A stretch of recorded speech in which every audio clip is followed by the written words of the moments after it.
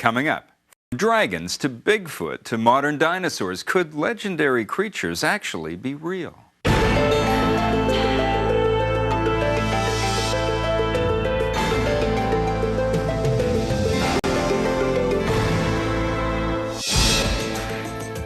Are there monsters in our midst? Compelling evidence has set off a contentious debate.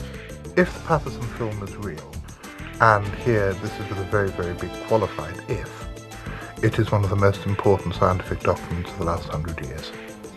In addition to film, there are eyewitness accounts and giant footprints, many leading in the direction of a disturbing possibility. The fact is that there are still monsters in the 21st century. It doesn't really matter if we need them or not. They're there, and it's a matter of fact.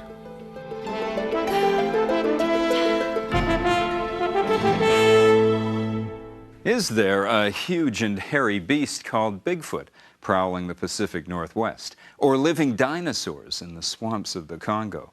And did dragons once walk the earth? There have always been reports of terrifying beasts, stories that can easily be explained as the result of overactive imaginations. But could at least a few of these creatures have some basis in fact? Join us for Bigfoot and Other Monsters.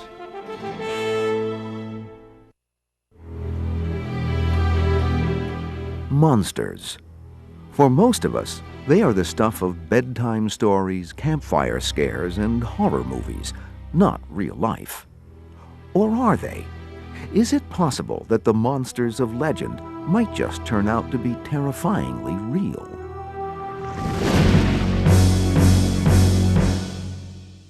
Are there objective origins for monsters?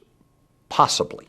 I happen to be one of those who think that myths and folk tales and legends do not come totally out of nothing. They're usually triggered by something, an attempt to explain something. What if the creatures we consider to be monstrous are nothing more than undiscovered species of animals? Cryptozoology, a fringe element of mainstream zoology, deals with just such concerns. Derived from the Latin, the word means the study of hidden animals. Cryptozoology is the evaluation of evidence for animals that are reported that have not been scientifically verified or validated. That is, animals that are known to us through eyewitness reports or folklore. Cryptozoology is an intellectual pursuit for the curious. There are no schools for cryptozoologists nor degrees to be earned. The man considered the father of cryptozoology is French zoologist Bernard Heuvelmans. His landmark book on the track of unknown animals was first published in 1955. It discussed the existence of animals both mundane, like the giant anaconda, and more exotic, like the abominable snowman of the Himalayas.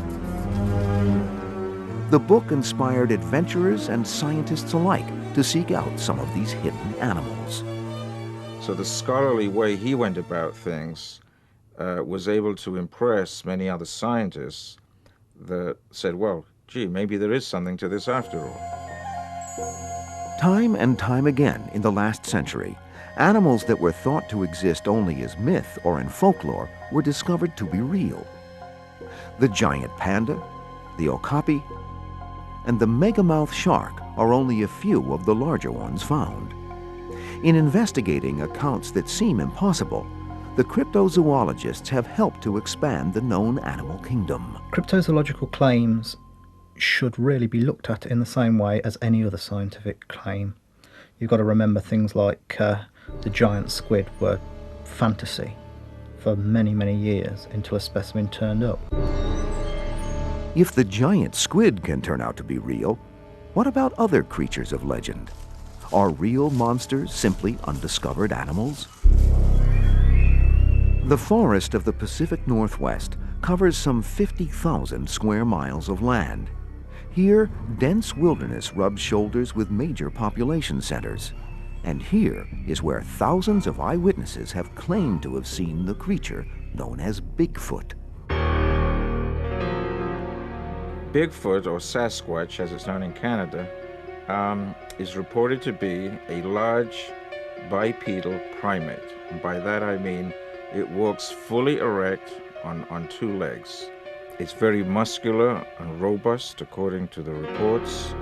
7-8 feet tall, covered with hair, has a very large stride and can move very rapidly. People have told stories about Bigfoot for hundreds of years, but it will take more than that to prove that Bigfoot is not just a legend. The burden of proof always lies with the person who is making the extraordinary claim. If you're making a claim about something that has never been seen before and there is no evidence of, it is incumbent upon you to produce evidence to convince other people. Early evidence of the Bigfoot, or Sasquatch, comes to us from the folklore of the indigenous peoples of North America. Well, the fact that we have Native American legends of a creature called Sasquatch and other names in various other dialects does lend credence to the possibility that there's something there, because if it's there, it's been there for a long, long time. Reports of man-beasts or wild men have appeared in North American newspapers since the 1830s, and a British Columbian man named Albert Ostman claimed in a sworn affidavit to have been held captive by a family of Bigfoots in 1924.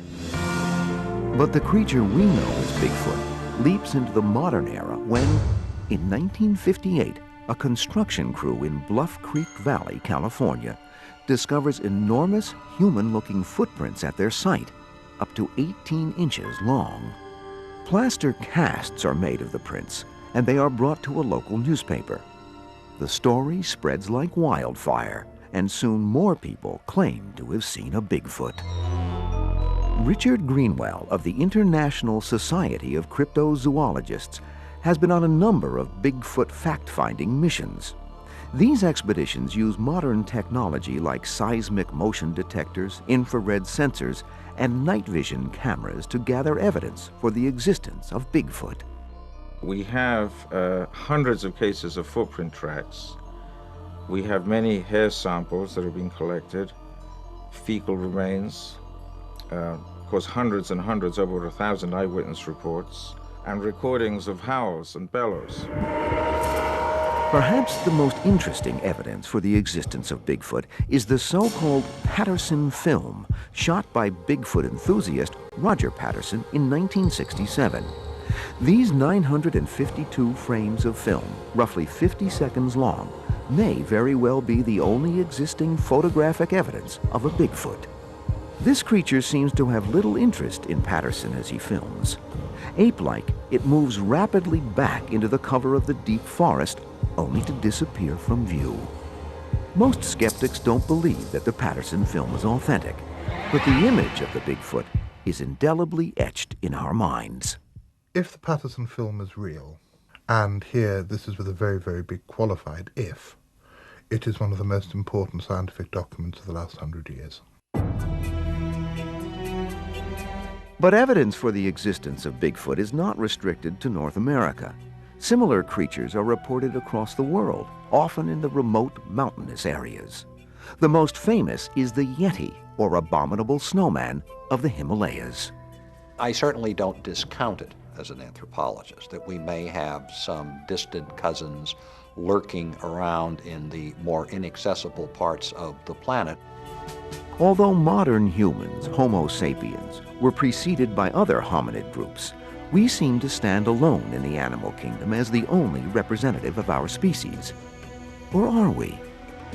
And that's one reason why the possibility that Bigfoot, the Yeti, and the rest of these creatures may exist is that from a purely biological standpoint, really they ought to be there.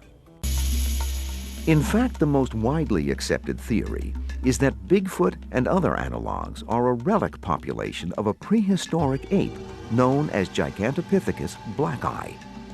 Fossil records indicate that it was around 9 feet tall and weighed over 1,000 pounds, matching most descriptions of Bigfoot. This ape lived in Asia, in China mainly, up to about 500,000 years ago.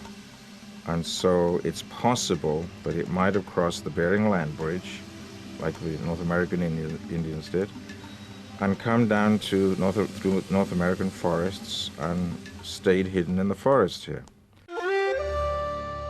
But there is still some doubt as to whether our North American Bigfoot is a Gigantopithecus, or even if it exists at all. Although I'm convinced that the Native American peoples brought a racial memory and legends of creatures like Gigantopithecus with them when they came across from Central Asia, there is no zoological evidence whatsoever that the animals themselves came across with them. In October 1967, Roger Patterson and Bob Gimlin, two Bigfoot enthusiasts, set out in Bluff Creek, California. Inspired by the footprints found in the same spot in 1958, Patterson and Gimlin decide to shoot some background materials for a documentary they're making on the elusive creature. What they see amazes them. What they capture on film leaves the world asking, could it be? A tall, furry, bipedal animal strides away from the two men, turning once to look back at them, and then disappears from sight into the woods. Could this be physical proof that a creature of legend like Bigfoot is actually a real monster? The 952 frames of color film are the subject of continuing debate. The Patterson film is either indisputable evidence for the existence of Bigfoot, or it is nothing more than smoke and mirrors. A person in an ape costume. There are a lot of reasons not to believe it. One of the things that's very convenient to what I believe to be a hoax is the fact that it gets blurry in the right spot, that it's really hard to examine any close details of this, and that they didn't follow the supposed Bigfoot walking away at a very doable pace. I've worked with all three of the great apes, the gorilla, the chimp and the orangutan. This creature moves like an ape. Even though it's a biped, the whole upper part of its body is massively muscular. When it turns back to look at the people that are filming it, it doesn't turn its head, it turns the whole upper part of its body. That's because apes can't turn their heads all the way around like we can to look over their shoulders. The shoulders are too massive. The whole feel of the creature is that of an ape. To the cryptozoologist, those who research and seek out hidden or unknown animals, the Patterson film is only one piece in a very large puzzle. There's various kinds of evidence today to support the existence of Bigfoot. The evidence consists, first of all, mainly, of course, of eyewitness reports. We have about 1,500 good reports. On July 15th, 1989, my parents and I planned to go on a simple berry picking trip out into the wilderness. And it was just going to be a simple hike in the woods. Skip Frombach, a resident of Seattle, Washington, drives his family about 60 miles out of the city. Once out in the deep woods, he separates from the others. All of a sudden, the hill above me just explodes in a fury of action. And I see this big black hairy thing come falling down through the trees, Rambo style, knocking the branches off as it comes down. And it lands in a heap up on the top of the hill and then begins to bound head over heels down the hillside, approximately an 80-foot fall down through the trees and another 150 feet down to where I was. He decides to fire a gunshot over the animal's shoulder to scare it away. What I did was I fired the shot by the time it had started to rise off of the ground. And this thing didn't rise off the ground like a bear would rise up on all four legs. I saw an arm go out from its left side, one go out from its right side, and then it pushed itself up like a human and flexed its back when it got to the top of its erect stance. From the angle that I was to this creature when it stood up, I got a fairly good look at the side of its face to the point where I could tell that it wasn't obviously a bear. It was some kind of a mountain gorilla or a gorilla-type animal. It made a slight turn and looked in my direction. Then it turned around and walked away like I wasn't even there. Frombach waits 10 to 15 minutes, then begins to descend the path down the mountain, where he encounters the beast again. This time, the animal begins to chase him down the hill. I was running for my life away from this thing, absolutely. It was the scariest thing I've ever come up against. And I ran until I was physically exhausted, and I thought, I'm gonna let this thing kill me because I can't run anymore. And I'd stop, and it would stop. And then I'd run again, and it would chase me again. And it was like it was playing with me. Finally, the creature stops chasing Frombach about 300 feet from the road where he had parked his car. Battered and bleeding, he gathers his family together and leaves the area. For Skip Frombach, his alleged encounter with a Bigfoot did not end on the mountaintop. I don't make a habit of going out looking for Bigfoot. This thing found me, but until you have the experience, you can't appreciate where an actual eyewitness comes from and the trauma that they go through during this thing, even if it was hoaxed against them. The trauma that you live with day by day, and for 5 years that haunted me, caused me to lose sleep and so forth. I believe a high percentage of people who make these claims believe what they saw. They're not trying to trick people, but they may be being fooled by other people or their eyes or something that they just don't know quite what they're looking at. What I saw out there, to me, was real. And what I experienced was real, and the terror I felt was real. And that part of it, beyond, outside the box, was real. And there's nobody that's going to tell me different on that. If footprints, film evidence, and eyewitness testimony are not enough to convince the scientific community that Bigfoot is indeed a real monster, is there anything that will? We don't have a body.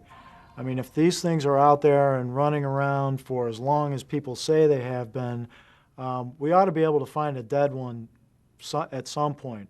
We haven't found it yet, and I don't think we're going to. Most animals, when they die, they're never found. When animals die, they get eaten, the meat gets eaten, the bones get dispersed. The idea of finding bones is really a straw man. Is Bigfoot a legend, or is it a real monster? Even more traditional academics debate this question. I know that what we make of Bigfoot and what we make of our interest in Bigfoot are themselves very real, whether or not there really is a Bigfoot. Paleontology, the study of fossils, teaches us that dinosaurs ruled the Earth 235 million years ago until a cataclysmic event, like a large asteroid hitting the Earth or severe volcanic eruptions, made the planet uninhabitable for these colossal creatures. They are believed to have become extinct some 65 million years ago. Science teaches us that the age of the dinosaurs is past, but it doesn't tell us about Mokele Mbembe. Mokele Mbembe is an animal reported in Central Africa, in the Congo Basin, that's said to inhabit the swamps, and it's described like a sauropod dinosaur, that is, the kinds that had the big bulky bodies and the long necks and small heads. It's about 30 to 40 feet long, reddish-brown in colour, with a great long neck with a crest running down it. It's said to be a herbivore, but very dangerous, and to destroy canoes with its lashing tail. The description of Mokele Mbembe matches that of a small Apatosaurus, the dinosaur formerly known as Brontosaurus. Mokele Mbembe, whose name means one who stops the flow of rivers, is believed to live in the Likuala swamp and Lake Tele region of the Democratic Republic of Congo. It is a great place to hide. 50,000 square miles of swamp and forest, no roads, hardly any humans to bother with. The Likuala swamp really takes one back to primordial times. I've been in lots of swamps around the world, and this one really made you feel you were back in the Cretaceous. I've flown over it, I've been in it, but flying over it, as far as the eye can see from an aircraft, is rainforest. There really could be anything in there, and we wouldn't have the faintest notion of it. Strange reports from the Likuala region have been surfacing for hundreds of years, long before a concept of dinosaurs existed. In 1776, a French missionary, Abbé Proyard, claims to have seen giant three-toed animal footprints that were 3 feet across and 7 feet apart from each other. Almost 150 years later, in 1913, a German expedition encountered natives of the region who described a strange herbivorous creature. It was said to be between the size of an elephant and a hippopotamus with a long, flexible neck. They called it Mokele Mbembe. Even as late as 1983, a Congolese biologist, Marceline Agnagna, claims to have seen the beast wading in the waters of Lake Tele. Despite a long history of sightings and eyewitness testimony, the idea of a living dinosaur in modern times is written off as just another native folktale and superstition. Western scientists, or society in general, do pay more credence to Western reports or accounts than they do from native accounts. Some people will call that racist. Others have pointed out, well, there's folklore involved in native accounts, so it's harder to draw the line. But if you look back in history, just about all the animals, the large animals that have been discovered, say in the last 200 years, they were all known to native peoples. It's not a matter of taking the account of the African native any less seriously than taking the account of a visitor from another culture to Africa. It's a matter of knowing what to look for and where to look for it. I think that it is highly unlikely that Mokele Mbembe is nothing more than a native superstition, because the sightings, with very few exceptions, have not been imbued with any divine power. I think that in the absence of such corroborating quasi-religious evidence, the likelihood is that Mokele Mbembe is a real animal. In the strictest scientific terms, then, could there be a dinosaur living in the Likuala swamp? A species of dinosaurs survived in the Congo forests for all those millions of years. It's not impossible. The Congo forest has been there since then, so it's conceivable that a small population of these things could have remained there, a few dozen, a few hundred, at different times, surviving to the present. If it is a descendant of the dinosaurs, it wouldn't be, again, a carbon copy. Evolution goes on, and it would have adapted to the changing circumstances. Either that, or it certainly would have adapted to whatever niche it finds itself in. Many experts agree that it is possible, if improbable, that Mokele Mbembe is a living dinosaur. Some offer other, more mundane explanations for what might be behind the sightings. The best explanation I've heard for Mokele Mbembe is elephants crossing streams and other areas of water with their trunks sticking out, which sounds an awful lot like some of these dinosaur descriptions. Seems to fit the same idea. Elephants and hippos are both known to the Baka pygmies and the other peoples of the Congo. They're very familiar with them. The Mokele Mbembe is said to be something totally different, and in fact it is said to actually kill both hippo and elephant. My best guess to the identity of the Mokele Mbembe is that it is a large, long-necked, semi-aquatic monitor lizard. A 30-foot aquatic monitor lizard seems to make much more sense than a surviving dinosaur. Whatever may be at the root of the alleged Mokele Mbembe sightings, there are those who feel that more physical evidence of Mokele Mbembe should have turned up by now. It takes a population of dinosaurs to continue on through the ages. It's not just a pair, it's not just 4 of them. There needs to be a whole population. So you would think at some point one of these animals would washed up on a shore, or a carcass would have been found in the jungle, or someone would have taken a real good picture of it. Because if they've always been around, something like that should have happened by now. There's something else that's hard to quantify, and that's luck. You can just be in the right place at the right time or not. And that's very, very hard to predict when you're talking about 50,000 square miles and your expedition is going to penetrate maybe 10 or 20 or 30 linear miles, not square miles. So the odds are really against you. Greenwell traveled to the Likuala swamp in 1981 in search of Mokele Mbembe. The expedition was led by University of Chicago biologist Roy Mackal, also a member of the International Society of Cryptozoologists. They were able to gather a number of eyewitness reports, but found no physical evidence of the creature. We did have an incident occur around the curve on a river where some large animal had just submerged and created a wake that hit our dugout. The natives were very upset and they were shouting that it's Mokele and Bembe. We didn't actually see the animal. We just missed seeing it by a few seconds. So maybe it was Mokele and Bembe, maybe it wasn't. We'll never know.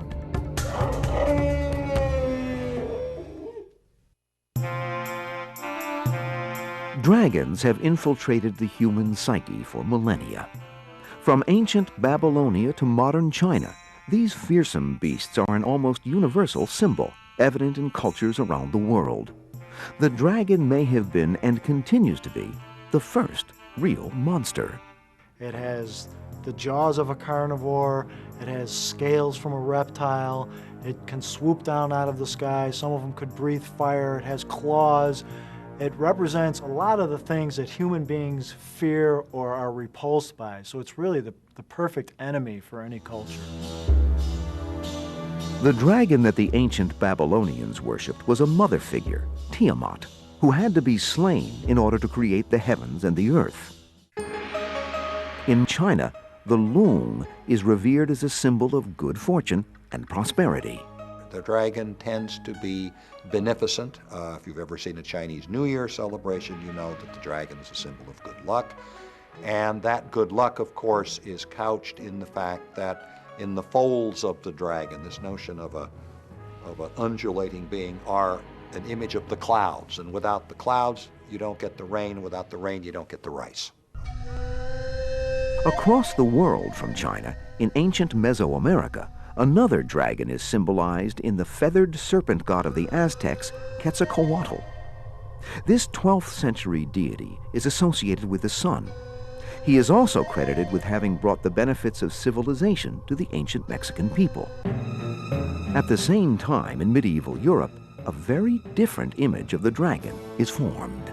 Western dragons, if we think of, for example, the sinister dragons, the monstrous dragons that heroes have to slay in some traditional stories, are hoarding, avaricious, nasty, destructive, antisocial. Clearly, the dragon transcends the boundaries of cultures and continents. But what could have inspired these stories? Certainly the fossil remains of dinosaurs and other large animals have been identified as dragons in the past. The irony is, of course, that the inhabitants were reconstructing as effectively living beasts, creatures that had died 70 million years earlier. But they didn't know that.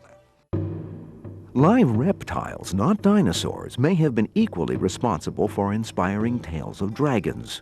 During the Crusades, savage animals never seen before in Europe were carted back from foreign lands as living trophies for the king.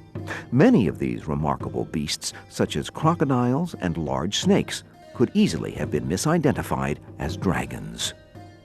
During the Crusades, King Richard I brought back a crocodile to the menagerie, the Royal Menagerie in the Tower of London.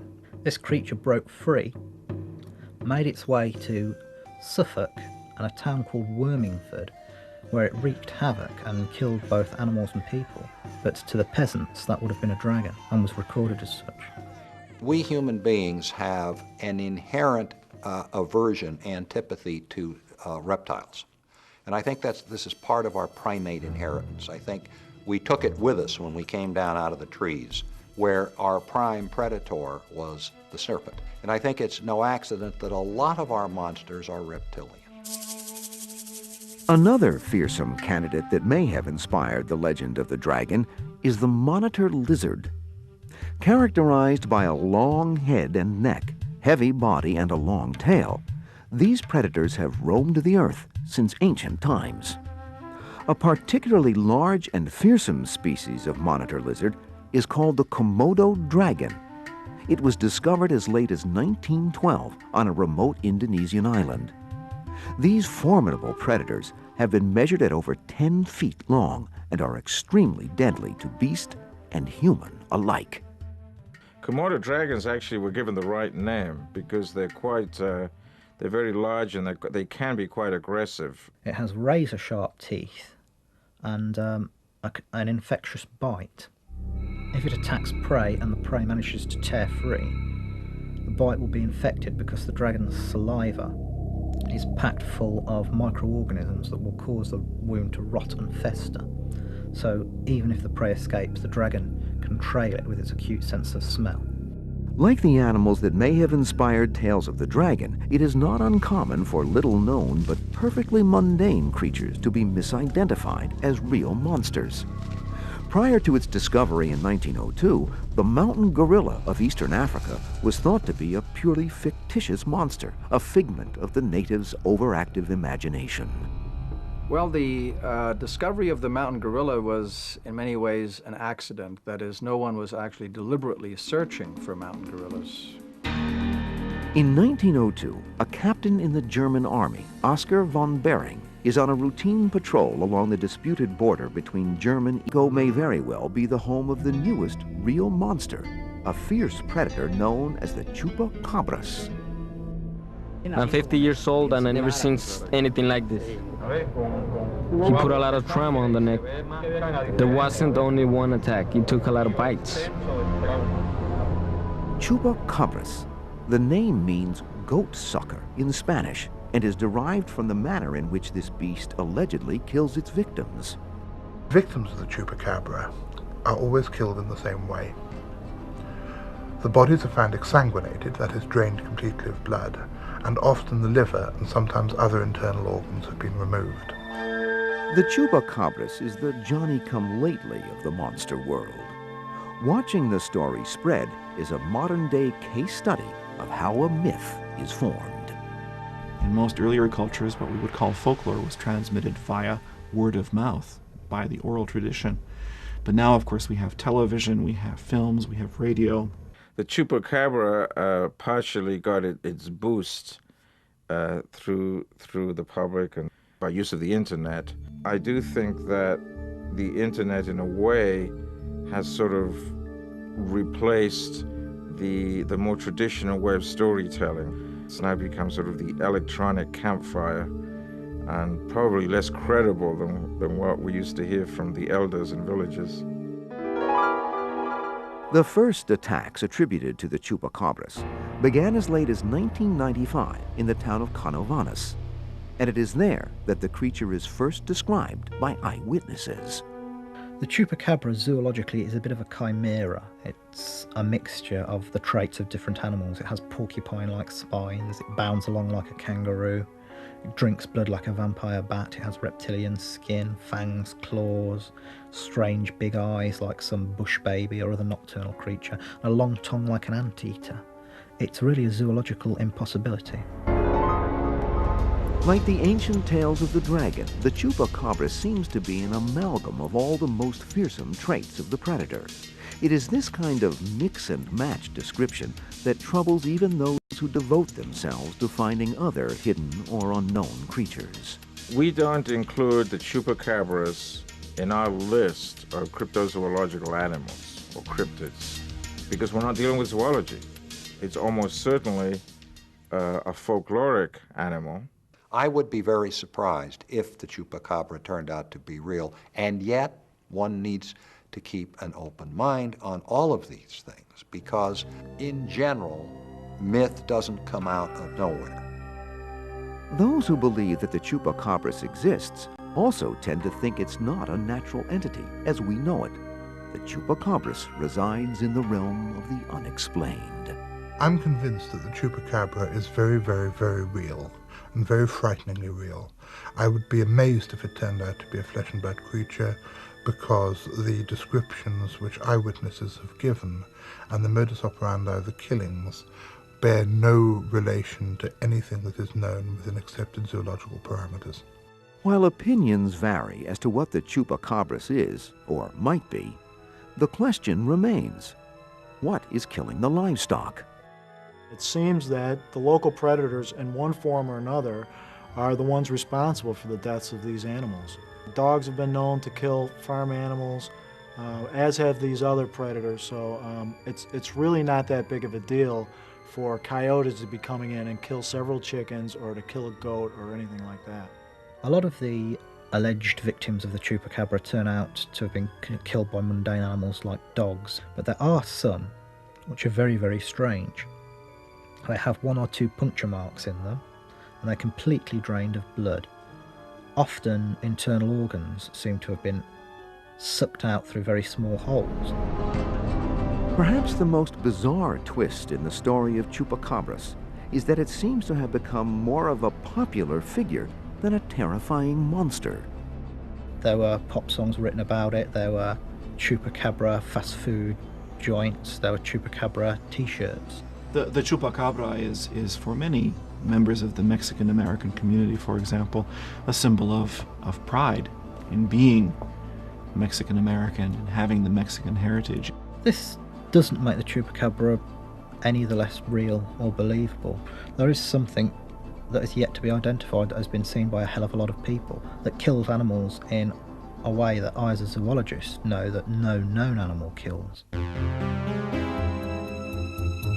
Cryptozoologists are confident that the evidence of real monsters in our midst will continue to grow. More often than not, however, they say, that same evidence is ignored by the scientific establishment. There's actually very few scientists now at all looking for new species. And trying to look for large new species is considered often practically eccentric. Eccentric or not, there will always be people who search the shadows for Bigfoot or brave the jungle to find Mokele Mbembe, the living dinosaur. The hunt for clues and the desire to bring the unknown into the light is as much a part of us all as our love and fear of real monsters.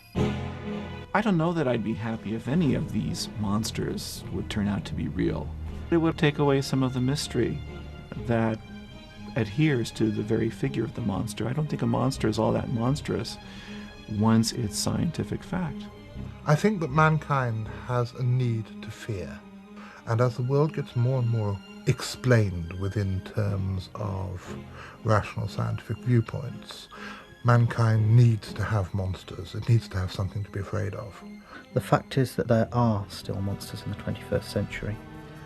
It doesn't really matter if we need them or not. They're there, and it's a matter of fact.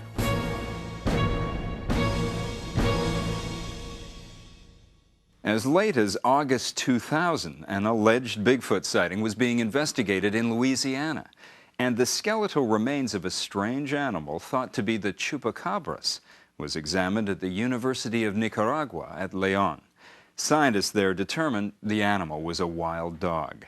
But the fact that science is taking a hard look at what we call monsters tells us that some legends might be true. Discover more about this and every History's Mysteries topic at historychannel.com.